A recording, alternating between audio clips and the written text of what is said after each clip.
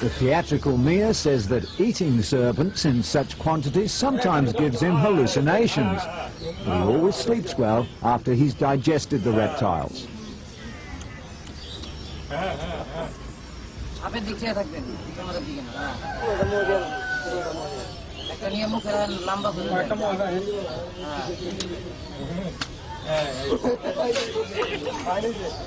He now plans to look for more cobras elsewhere in the neighbourhood, but hasn't yet decided about what to do with the rest of his cash.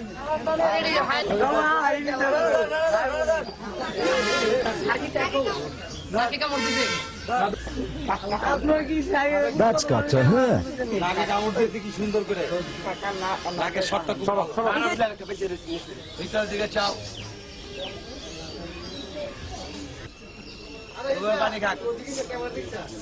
Cobras, which are highly venomous and endemic to Bangladesh, often nest in houses there. But this isn't such a bad thing, as they frequently rid the houses of rats and other domestic pests. Bon appetit!